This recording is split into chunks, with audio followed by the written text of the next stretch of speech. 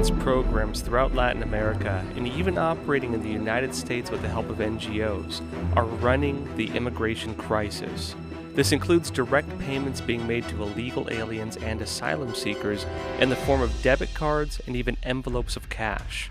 And the money for this is coming heavily from American taxpayers. This is according to Todd Bensman and his extensive reporting throughout Latin America. Bensman is a senior national security fellow at the Center for Immigration Studies and an award-winning journalist covering national security topics with a focus on the Texas border. He's also the author of the new book titled Overrun: How Joe Biden Unleashed the Greatest Border Crisis in U.S. History. Hey, Todd Bensman, thanks for being back on Crossroads. Great to be here. Well, Todd, you did a new book on the U.S.-Mexico border crisis, Overrun, and great work on it, by the way. You talk about something actually I've been talking about too, but you give a lot more detail on it, which is that the United Nations is paying illegal aliens to come to the United States. Tell us about this. I mean, how is the United Nations paying people to come here?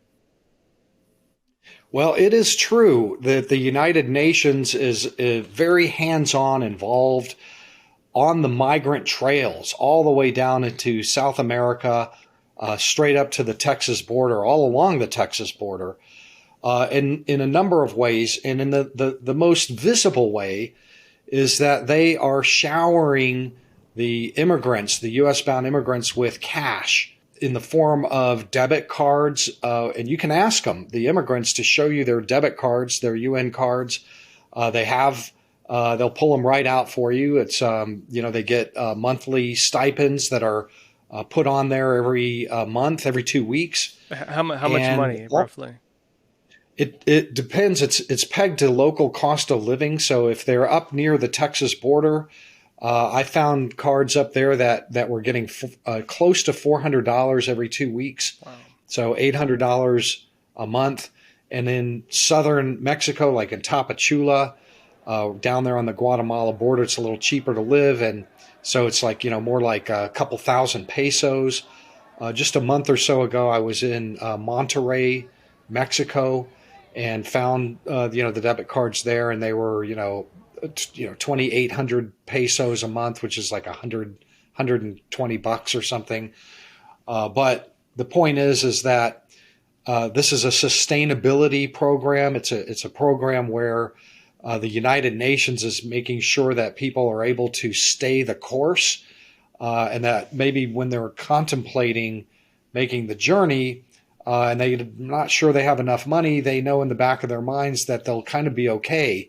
So they'll pull the trigger because the UN will likely hand them cash or in these debit cards. But it's not just the debit cards. They also are providing vouchers for long-range transportation. They're paying the bus fares, the bus tickets, and also for lodging in youth hostels or hostels and in hotels all along the way.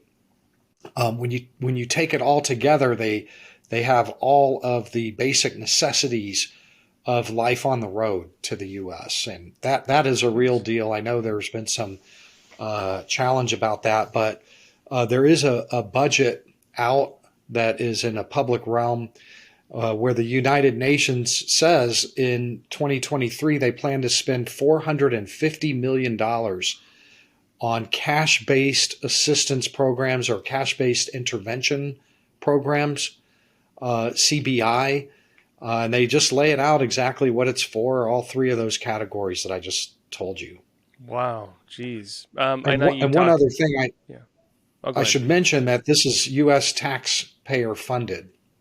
So that money's come from Americans? Yes, the majority of it, yes. Jeez. So I actually found some of the same things when I was down at the U.S.-Mexico border. From what I saw, it was the United Nations bankrolling a lot of it. Is that what you're seeing as well? It was through the State Department bankrolling a lot of it. Do you also see it's the State Department bankrolling it through the UN? Yes, that's one of the major sources. There's a division of the State Department that's doing that, but the United Nations is a multi-headed hydra.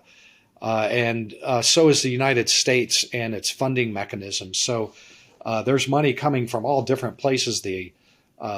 From the Congress, from different parts of the executive branch, and it's really hard to figure out and untangle. I still have not been able to untangle, and neither have certain congressional offices that are working pretty hard on this right now. There's a lot of outrage, especially on the Republican side of the aisle, that U.S. taxpayer money is going to support, aid, and abet this sort of travel activity, smuggling activity, if you will, to sustain people on the way. And that's not all the money goes to. A lot of that money goes to psychological programs on the trail, where, for example, if migrants are turned down for asylum in Mexico, they can't proceed, they're stuck. They have to apply for asylum and get this card in order to get to the border. But if they get turned down, they can go to one of these UN-funded agencies and get memory excavation, psychological memory excavation. What is that? They are traumatic, have traumatically forgotten the actual persecution that would get them the asylum, and it's like 90% success rate, and then they are able to continue on. They also do a lot of training. American lawyers, for example, are all over Mexico doing training sessions on your human rights under the U.S. asylum law, which is basically a way to say, watch out what you say to the asylum officers. Here's what you shouldn't say, and here's what you should say. So there's a lot of stuff going on with the United Nations down there. Jeez. Now, you said something really interesting just a bit ago. You said that the UN budget just came out, and the UN budget just states in plain language that they have all this money for these programs. Tell us about the UN budget on this. Well, the UN projects that it needs about $1.7 billion for fiscal year 2023 and 2024 together to aid the migrants and people who are in place waiting to move, and people that are actually moving. That's a large amount of money, but it is all distributed among about 221 non-governmental organizations. A great many of them are U.S.-based organizations that have arms down there that are taking this cash and aiding and assisting the migrants down there. And the budget document, it's online. Anybody can read it. Anybody can access it. Nobody has written anything about it other than me, but you can see the entire list of NGOs right there, and how much money that they're each expected to need for their role in this mass migration. Jeez. So I know that when I was on the U.S.-Mexico border, I found some similar things. I found that the International Organization for Migration was kind of the big kind of organization operating a lot of this, and they were working with the NGOs as well. So what's the relationship between IOM and UNHCR? Well, I mean, the United Nations, I mean, one is they're both for the same purpose, helping either refugees or migrants as they pass through. They both have sort of overlapping missions, if you will, and so very often you see them housed together, and they're working with one another. They have stations all along the trails. I mean, you can find either UNHCR or IOM aid stations. Like, kind of, if you're running a marathon, wow. I've run a couple of marathons, every 3 miles, there's like an aid station, and you can't wait to get there, right? Sometimes you're running extra hard just to get to the aid station. And I think that's kind of how these things are set up to operate, so that you can be assured before you leave home that you're going to get what you need. Nobody's going to let you starve or sleep in the streets for long anyway. Down there. Yeah. So, well, I'm curious too, because this ties into some of the ways that things are being framed here in the United States. They'll say, for example, they're not giving money to illegal aliens. These are only for people applying for asylum. These are only for refugees. And there's a difference between the illegal aliens and the refugees.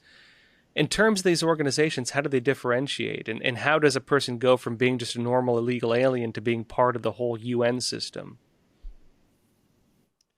Right. Well, the narrative and the view on that is that we are going to put blinders on for the technical purpose of not knowing for sure that they're going to the U.S. border.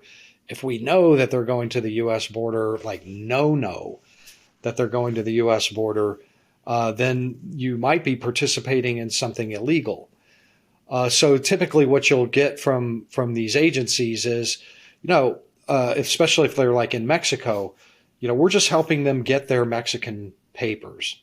They need their Mexican papers. So, but everybody knows that within a day or three of them getting those Mexican papers, that they're all going to be on the riverbanks of the Rio Grande or in the river on their way to the Gulf of Mexico. You can go to the river on either side, Texas or Mexico, and find all those very freshly minted Mexican cards and visas and different papers. I've seen those personally, yeah. That's right. And that's covering the ground. It's crazy, yeah. Yeah. So, I mean, any NGO or United Nations officer or somebody who tells you that this is strictly for the country that we're in is just a liar. Everybody knows exactly what the game is. I mean, come on. Well, break this down for me though, because you're saying it would be illegal if they're knowingly helping basically traffic them across the U.S.-Mexico border, right? That would be illegal. But they have operations going all the way down, and they also run the NGOs and the buses, which are facilitating this. If they're involved at every step of the way, including on both sides of the border, and they're running the operations and giving them bus tickets, how do they not violate the law by doing that, basically? Right. Well, the law breaking will typically happen when someone crosses a border without permission. And that goes for every country. No country really anywhere, has completely borderless entry and exit. So if you cross from Guatemala into Mexico, technically it's illegal. You've broken the Mexican law. If you cross into Guatemala without permission, you snuck in over the border through the jungle or whatever. So that I think that's kind of the minimum threshold of law breaking and the most common one. And everyone knows that if there's a large group of Haitians that are wanting to move north, but the Mexicans are holding them back until they get their papers, that nobody is coming for the great Mexican dream. Okay, nobody is coming for the great Mexican dream. We all know that. So there's this artifice. There's this kind of fig leaf on everything for, I think, legal purposes. Well, and that ties into something interesting that you had an article, I believe, in the New York Post talking about how basically on the Mexico side with the Mexican government, they had actually, it looked like, timed policy with the election of Biden. Can you tell us about that? How does that fit into this? Tell us about that. Well, there's a lot of competing narratives. I mean, one thing the book, strives to accomplish is to just settle once and for all when this thing started and who started it. The subtitle of the book is How Joe Biden Unleashed the Greatest Mass Migration or the greatest border crisis in U.S. history. And that is very true. And I feel like I support that very strongly in the book. One of the pieces of information that has very rarely been reported, I can't really find it having been reported anywhere. You can find it in some NGO Facebook postings and things like that, is that remember that the Trump administration in its final year had been doing a lot of pushbacks. Yeah. Under Title 42. Everybody's getting pushback, remain in Mexico, lots of family groups, unaccompanied minors. Everybody was just getting stuck in Mexico. And Trump said to the Mexicans, if you don't take them, we are going to slap you with progressive trade tariffs that will destroy your economy completely inside of a month. So the Mexicans complied all through the Trump administration, but they hated it because especially family groups are expensive, high maintenance, difficult to house. Under Mexican law, they have to house them. They have to do something to take care of them. It is an incredible burden to the Mexicans, and they hated it. So they saw the American election coming down the pike, and they drafted a law that was predicated on Joe Biden winning the election. And so within 72 hours of him winning the election, the Mexican Congress passed this law clandestinely. And believe it or not, that a Congress can do something like that without anybody knowing about it. But they did, and it was on Lopez Obrador's desk by November 11th. He signed it that day, and that law had the effect of requiring that all Mexican detention facilities empty themselves of these family groups, and that they be referred to these kind of private NGOs in Mexico that none of them were going to go to. They all headed straight to the border. Interestingly, about that law, which I have a photo of the law in the book and the name of it, and it's all in the book, described in more detail. But they put a delayed timer, delayed fuse into this so that it wouldn't implement until Donald Trump was almost transitioned out. It only went into effect on January 11. There were 10 days left for the Trump administration to complain about it or do anything. And of course, it was too late. So the families emptied and rushed to the border. Thousands upon thousands rushed straight to the border, and they waited 10, 9, 8, 7, 6, 5, 4, 3, 2, 1 countdown.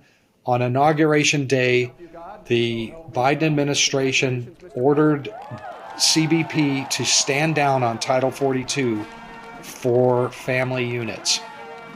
The Mexicans said, "Here they come. We're not taking them back. We have a law. We can't put them in custody or detention. You have to take them." And so they did. And that day is when it all began. They poured over the southern border in Texas, mainly across from Tamaulipas. That was where the majority of them, and it was on from the first day with the family groups. That's how it started. Mexico wouldn't take them back. And the whole thing was predicated on the Biden administration taking it. Trump would have done progressive trade tariffs, right? But they wagered that Biden would not do that, and he didn't. They took them all and have been taking them ever since. Well, and if we take that in context of the Biden administration basically opening things up, and then take into context as well the State Department bankrolling the United Nations, which is then openly in its own budget proposal paying for this, it seems like it's being done knowingly based on that alone.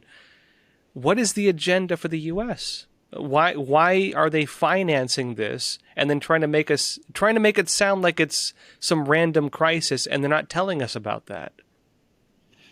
So, for purposes of our program here, I'll try to, because I have a chapter 4 of the book is titled "The New Theologians," and I try to answer this question as best I can with reporting about how a cabal of really hard left, out of mainstream, Democratic mainstream party orthodoxy was able to ascend to real power in the White House after January 2021 and seized control of the immigration portfolio.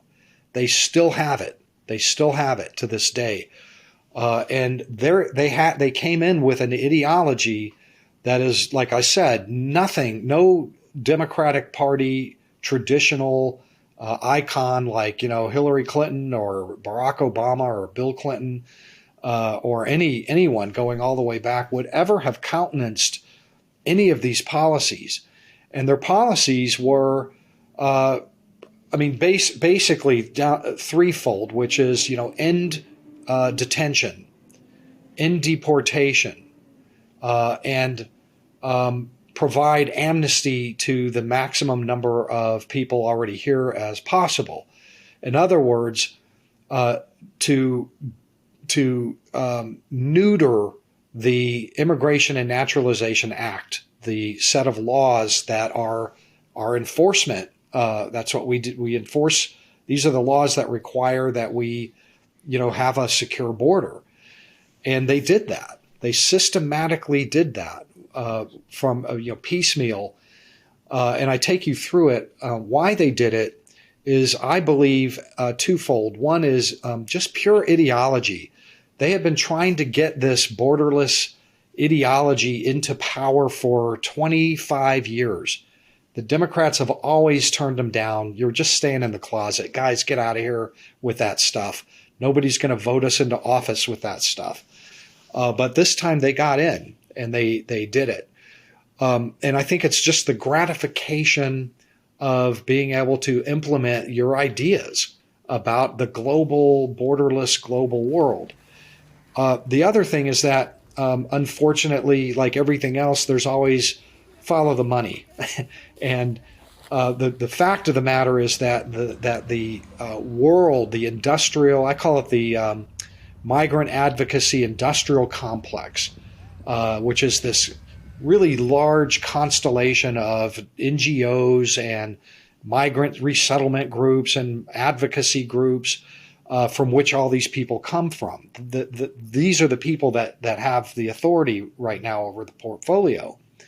Well, those organizations get hundreds of millions of dollars and even billions of dollars in federal contracts.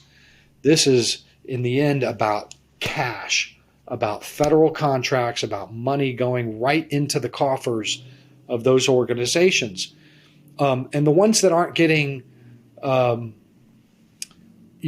direct contracts, often no bid contracts, I might add, are still able to profit enormously by just simply retail marketing for donations. Look what we're doing. Look at the gravity. Look at the great need for our services down there. Look at this crying baby, cute little baby here that needs our help, and people are giving money.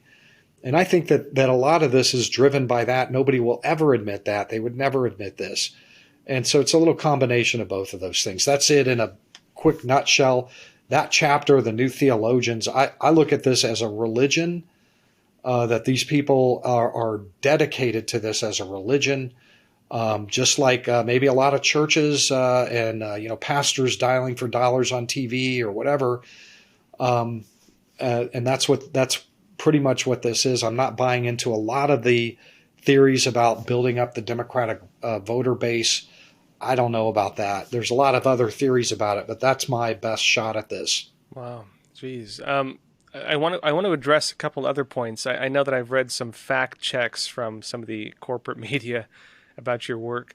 One of the fact checks was they claimed that you were false on stating that basically the people handing out the money to the illegal aliens or migrants, they were saying that these were not, in fact, UN agents. Apparently, the logic behind this was technically they were not, but they were volunteers. And so based on this, they said the whole thing was fake. Can you address this for us?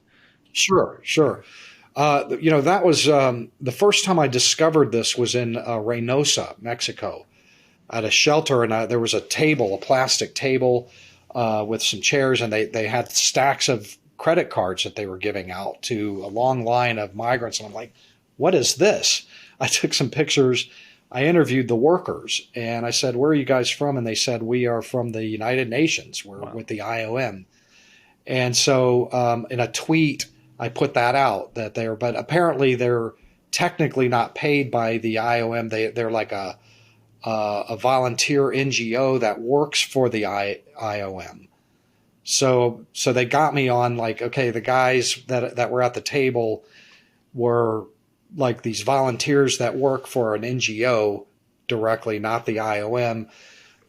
So I guess the credit cards aren't true. I don't know. Yeah, Somehow they handing were out trying to credit cards extend. with the United Nations logo on them. Yeah. Yeah, I think, and that there was part of that. And then another one was that, those aren't technically debit cards. They're called cash cards. Okay. But I will say that the United Nations own documents and records that are available online call them debit cards. Well, I found that ridiculous because when I was researching this, because I was down there as well, and I was shocked to find that they were giving people money, and I was trying to look up online, are they giving people debit cards? And I saw the fact checks there, they say false, these are not debit cards, and they have their own language to define what they are, but in the description they're debit cards. But Right. they're basically claiming anybody who states this is false. Based on the fact that the United Nations basically has its own language on how you're supposed to describe them. But you said actually in the budget, they actually say this, right? They actually say that that's what they Yes. are in the budget. Yes. Yeah. They hand out the cash in different ways. Sometimes they give it out as vouchers. Here's a hotel over there, and we're giving the hotel money, and then they are giving us these vouchers in return, which we give to you. And there are different ways of getting the money. One of the UN's own documents that I reported on said that they also sometimes gave out cash-filled envelopes. Oh, So no. there must be some areas where the stores are so primitive that you can't run a debit card or a cash card, so they give them out directly cash in Jeez. local currency. And what's the process for register? Like if one of these illegal aliens is like on their way or whatever, or what's the process of getting in with this? Does the United Nations like advertise for this? Do they have representatives there promoting it, or do you have to go there and try to do it? Like, what did you see based on the process of them entering that system? Well, there's a few ways. I have seen billboards. They advertise it on billboards, and also. For example, in Mexico, when you cross into Mexico and register with the Mexican authorities to try to get your visa or whatever, they will tell you there, if you go next door to the UNHCR, you can apply for aid and assistance. And so, I've spent a lot of time in line with all of those people, and you can see the UN workers, taking with their clipboards, and they're all going through, and I've got it all on video. And nobody denies that this is happening, really. I mean, I know that you say there was this fact check, but I've since interviewed the UN on the record in email. They are very proud of this program. They don't deny the program. In their view, this is a lifeline, life-saving lifeline for vulnerable migrants like women and children that run out of cash on the way. So that nobody's denying this, really. Well, one of the big questions I had too is this human trafficking? We hear stories that the cartels are running, the Disney-looking lines at the borders and giving people wristbands and killing people or raping people. Where do the cartels and criminal organizations fit into this whole system? Well, they fit like a hand in a glove. They're very, integrated into the process. The smugglers and the coyotes all along. It's not just the cartels on the northern Mexican border. There are smuggling organizations all the way down into Colombia and Ecuador. All along, there are different groups that will help immigrants who have some cash to make the next move to the next border and the next UN aid station. Everybody knows this. I was a month or two ago in Monterrey, Mexico, at the largest shelter in Mexico, and I interviewed the director, and he was explaining, all the coyotes are right out here over here, and they're all making deals, and everybody knows about this. Yeah. All of these shelters, and they're all surrounded by opportunists and criminal organizations that are either trying to coerce or just sell package deals to the U.S. And Package deal. everybody knows it. There's not one person down there that doesn't. This is common knowledge. Every UN worker, every Mexican official, every cop, every volunteer knows that they are hand delivering these immigrants right into to the smugglers, some smuggler somewhere. And how are the American people being kept in the dark? Everyone knows it, but the American people aren't being told. Well, the question of how the Mexican cartels deal with migrants is, I think it's fairly well known. At least that part is the Mexican cartels, and that maybe they don't know it. I don't know. I'm too close to the story possibly, but you can't cross the U.S. southern border in most places without paying the cartel. They control the crossings. They assert control, and they monetize their control. And they have made billions and billions of dollars off of this particular event, which is ongoing, in the sense that they, have an inventory control system in places where you can see the wristbands. If you've been down there, you probably have seen those wristbands. They cross every single one of them. Even the infants have them tied around their little ankles, and those are like at a water park. You have to pay at the entrance, and then you get one of those, and you get to be in the water park, right? So that's been going on, and those things all end up littered all along the riverbank, and many other places you have to pay the cartel to cross. There are a few places that you don't. But for the most part, we seem to just put a blinder on about that. The Biden administration, through the Border Patrol, orders that they escort them all in and process them. Yep, I saw that too. Yep. Yeah, hand delivered, and I write about this. I mean, you can, in the book, where you can watch Jose, the smuggler who's got the paddle, pull up right next to Border Patrol and say, "Hey, Frank, how's it going? Doing all right. How many loads more you got tonight, Jose?" Siete. Yeah, okay. Well, we'll see ya. He goes back, and they're just all kind of working together. It's unbelievable. You couldn't make this up. It's like, but it's the way it is, and we I guess countenance it. We don't seem to care that these policies are just fabulously enriching these criminal organizations that funnel the money into paramilitary weaponry like tanks and shoulder-fired missiles and fully automatic 50 caliber machine guns and 30 caliber machine guns and Claymore mines, and can challenge the Mexican central government to any fight over anything. Yeah, what's our tax we don't dollars? Seem to care about our tax dollars hard at work, it seems. Jeez. Yeah. Well, Todd Bensman, thank you for being here, and thank you for telling us this. Great to be here. Thanks for having me, and I appreciate the attention.